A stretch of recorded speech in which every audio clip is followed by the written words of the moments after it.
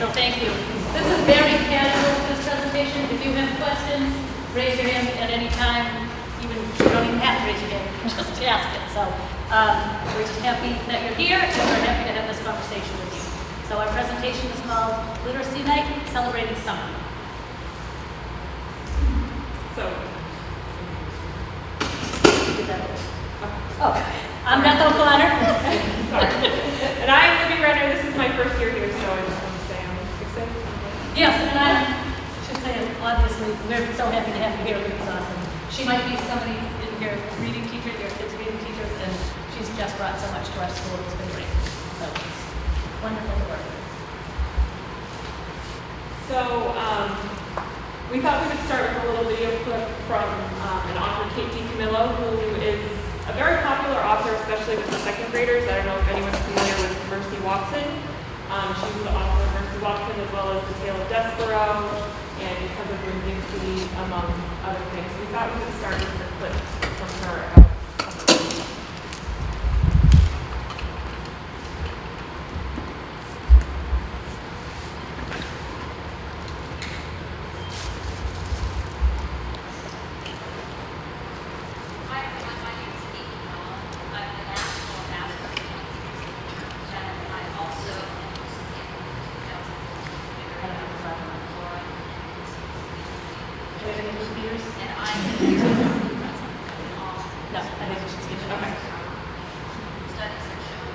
What we have instead, I'll show you this over here. She has basically what she's saying is all the great reasons why you should be involved in your library. And Marissa Antoine is the youth services librarian, and she's going to be speaking to you later from Norfolk. So basically, I think what she was saying was the 10 top reasons that you would want to join your local library summer reading program.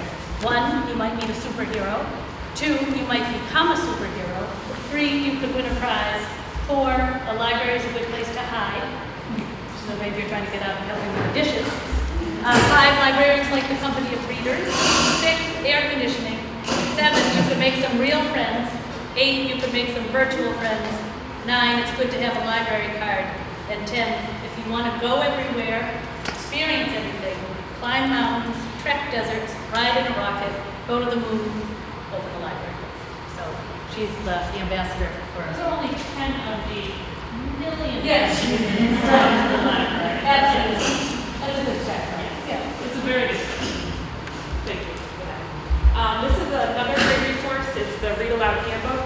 It's actually written by a parent. So Jim Trelease is actually fairly local. He's from Springfield, Massachusetts, and he is actually a journalist. He wasn't in education, and he was just a parent who really saw the value in reading aloud to his kids. So he wrote the Read Aloud Handbook. Actually, the first edition was written in 1979. He self-published it, and then he's edited it over the years. And the 7th edition was actually published in 2013.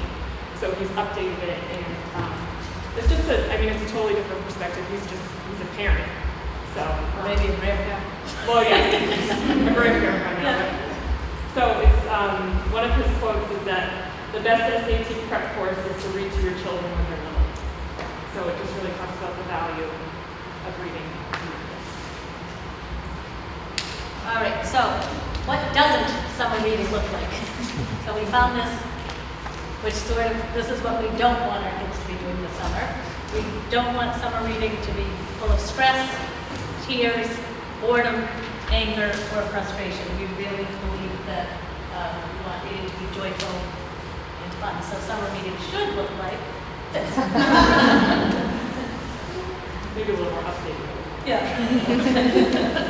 So we do want it to involve happiness, fun, engagement, togetherness, excitement, and joy. And especially our students here, they're obviously very young, and if reading is stressful and they hate it now, that's not a good sign for later years. So we really want to build a love of reading and get kids, that's really our main goal with our readers, is we want kids to love reading because it's something that they will have to do for the rest of their lives. So it's obviously a lot easier if they love it. So there are all different kinds of readers here at HLFA and probably in any school. You have those kids who time doing it. You have readers who don't mind reading, but they might need a little structure in their day to set it up to help them. And then you have the reluctant readers who it's a very difficult task to get these kids to read. What we worry about a little bit over the summer is, I always do this little thing in my hands, but so we've worked with our students all year long. So say you're a first grader and you've grown this much as a reader, the student who reads over the summer will continue to grow. The student who doesn't read over the summer can actually experience summer slide. And so their skills decrease when they're not using them, when they're not practicing. And so I say to kids, who do you want to be starting second grade? Do you want to be this guy or do you want to be this guy? And so I think they're starting to understand that they have to practice what they're learning. So how do we prevent summer slide? We would love students to read 20 minutes a day. And we know that to motivate readers, the best motivator is recommendations from friends. So there are actually some great, they have book trailers now too that are very motivating for kids. You know, when we grew up in movie trailers, online there are a lot of book trailers. Publishers and authors publish their own trailers selling their own books. And especially at Union Kennedy, Sharon Valley, the librarian up there, said when she was doing the Massachusetts Children's Book Award, they read all these books on this list, but the books that were most popular were the ones that had book trailers and really sold the books to the kids. So letting kids choose what they want to read and having friends recommend books. Those are the two big motivators. And so we don't have summer reading requirements. We have summer reading expectations.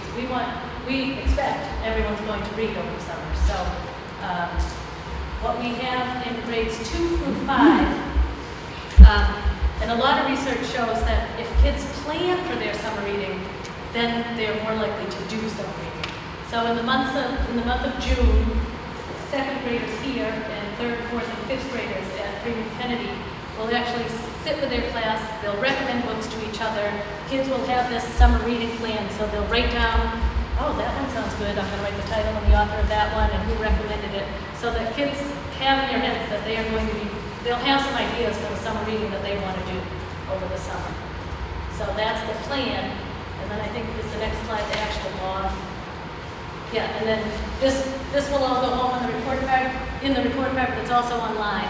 So this is the actual log that they'll turn in. We hope that they will read at least 6 books over the summer and fill it in the title, the author, the date started, the date completed, and what they would give it, 1 to 4 stars.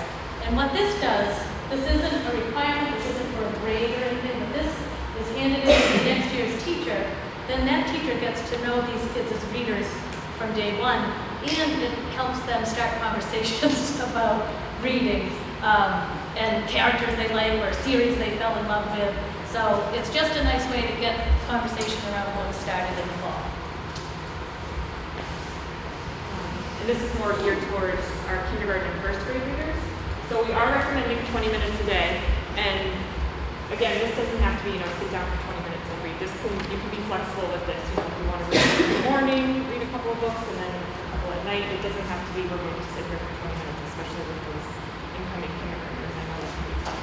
So you can be flexible with that, but as Beth said with the slide, it really does make a huge difference. And we definitely see it in the fall when kids come in. There are different ways. So one way is the students can read books to themselves, just write books, finding those just write books. Another way you can do it is you can take turns with your student, or the power of read alouds. Really, even if your kids, even those higher readers, the vocabulary and conversations that come out from those read alouds really are just so powerful. And again, Jim Truby talks a lot about that in his handbook. So just getting you thinking about, it doesn't have to be this rigid, structured format. It can be flexible and it should be joyful. And another thing, when you're talking, we went to a conference a few months ago, and it was funny because the speakers pointed out that We learn a lot more about our readers by the questions that they ask after reading. So a lot of times after you read something, we're, as teachers especially, we want to ask the kids questions. But something you might just ask your child is, well, what are you wondering about? What do you think? And just ask them if they have any questions about it, rather than us always being the ones who ask the questions. Okay, so we're gonna make a Harry, but Miss Foster has another book to share. Do you want to read your book? You don't want to read your book? Why don't you read it? You did such a good job. Yes, we all love listening to you.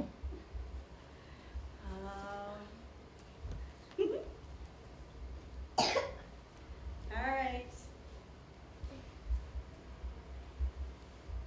The next book is called The Tiny Seed. By Eric Cup. I love Make this sure we leave story. enough time to do both activities because we have 2 things for you guys to This do. one you can do. It starts out by the end and then ends by the beginning. It's like a lights.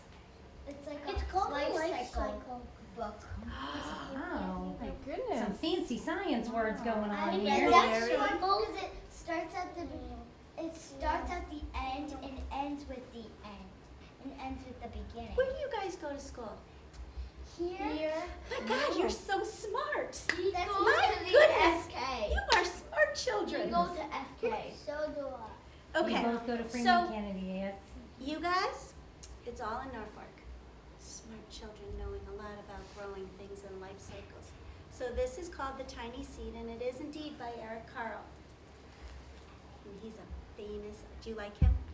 He writes some good stuff, good books. It is autumn. A strong wind is blowing. It blows flower seeds high in the air and carries them far across the land. One of the seeds is tiny, smaller than any of the others. Will it be able to keep up with the others? And where are they all going? Wait, is that happening because of erosion? It's because it's fall. The wind's blowing and the sediments are moving. And one of those seeds is if you read it, if you read it through, then you'll know that that's what happened before the beginning, before the book starts. You will know that there was a big seed and there was a big flower named it, and it started all over again. Okay. Oh yeah. So wait, you guys already know the Are end. we Can we? gonna be here until 8 o'clock? So there was a No, wind, be and here. wind does cause erosion, but this is blowing seeds around because it's in autumn, it's the fall time. So one of the seeds flies higher than the others. Up, up it goes, and it flies too high, and the sun's hot rays burn it up. But the tiny seed sails on with the others. So that one went too high. That is the tiny seed. That's the tiny right there. Is that the tiny one? That's the tiny one. So watch him. He's gonna keep going. Another seed lands on a tall and icy mountain. The ice never melts, and the seeds cannot grow. The rest of the seeds fly on, but the tiny seed does not go as fast as the others. He's right there. He's not catching up. So this one stayed right there, but the other ones kept going. And there's that tiny seed. There's more running in a circle. Do you see the tiny seed? It's in the water. No? Let the fall. Close to the water. About to fall. Now they fly over the ocean. One of the seed falls into the water and drowns. That's the seed. The others sail on with the wind, but the tiny seed does not go as high as the others.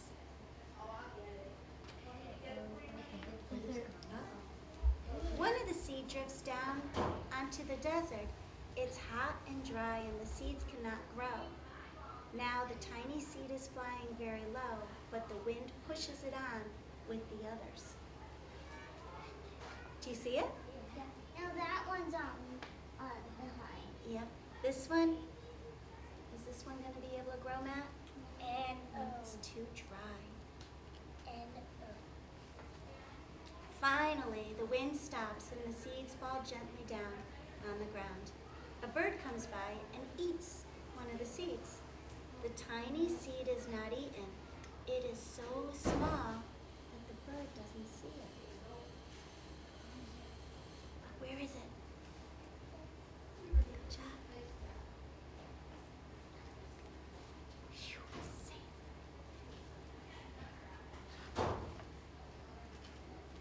Now it is winter, and after their long trip, the seeds settle down. They look just as if they are going to sleep in the earth. Snow falls and covers them like a soft white blanket. A hungry mouse that also lives in the ground eats a seed for his lunch. But the tiny seed lies very still, and the mouse does not see it. Oh, Where's that's the tiny because mouse? Where's the tiny seed? You guys see it? there's a mousey.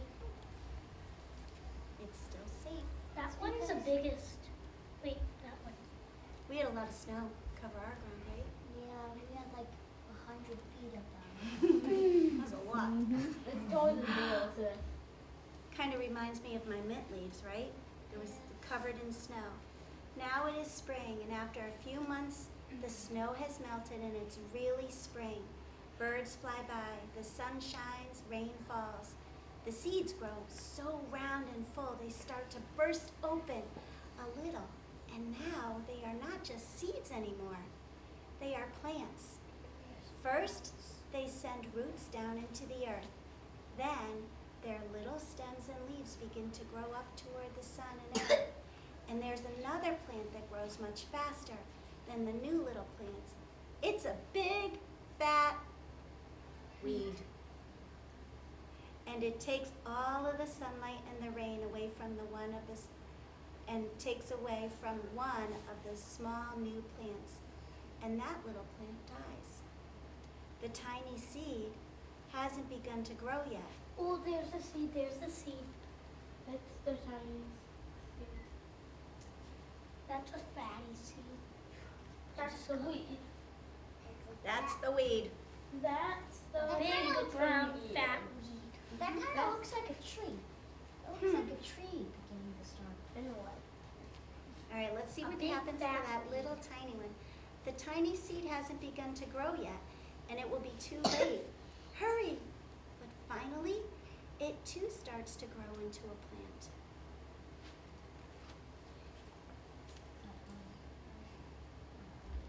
This is the tiny. The warm weather also brings the children out to play. They too have been waiting for the sun in the springtime. One child doesn't see the plants as he runs along, and oh, he breaks one. Now it cannot grow anymore. I wish the plants could actually when they break, they can grow back their thing just like a gecko. Like worms. Like worms can regenerate. And You they know fight what? five hearts. This is their body. They have 5 hearts. Boom, boom, boom, boom, boom. Well, we'll have to go to the library and get some books about worms. No. But let's figure out if this little one's gonna make it, okay?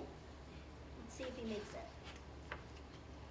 The tiny plant that grew from the tiny seed is growing fast, but its neighbor grows even faster, and before the tiny plant has 3 leaves, the other plant has 7. And look, a bud, and now even a flower.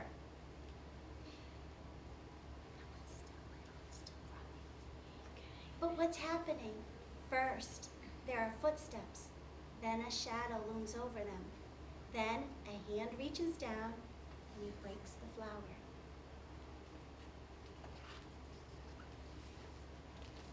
A boy has picked the flower to give to a friend.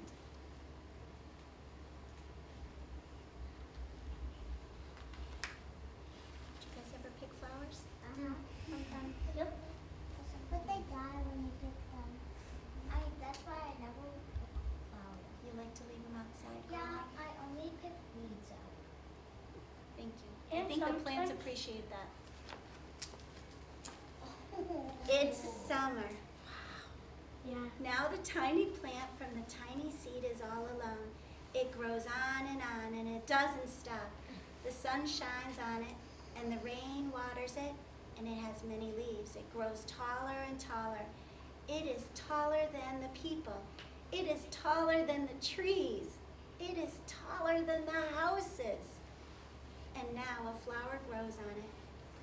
People come from far and near to look at this flower. It is the tallest flower they have ever seen. It's a giant It does look like a giant. And then it's just Are we gonna start all gonna? over again. Are we gonna come back here? It's gonna turn to fall. The petals are gonna blow off. Are we gonna come back and it's gonna start all over again? We're going to stay in this room until it's time to go back, but we're going to do a project in a couple minutes. Okay? I'm gonna do Harry. Yes, we are. But let's see what happens to this guy. All summer long, the birds and bees and butterflies come visiting. They have never seen such a big and beautiful flower. Isn't that amazing? It's so tiny and it survived for so long. Up to the sun. It is. It's all the way up to the sun. Actually, it's not because the sun is very, very far. It That's very looks true. like it When you is. see the sun, you see it actually 5 minutes before it's actually happening. Because Yeah. it takes your sight Kids in Norfolk 5 minutes to actually see it. Yeah. Well, you know that. The wind, let's see what happens to this plant, this beautiful flower. The wind blows harder. The flower has almost lost all of its petals and it sways and bends away from the wind. But the wind grows stronger and shakes the flower. Once more, the wind shakes the flower, and this time, the flower's seed pod opens. Now there is the smallest. Out come many tiny seeds that quickly sail far away on the wind.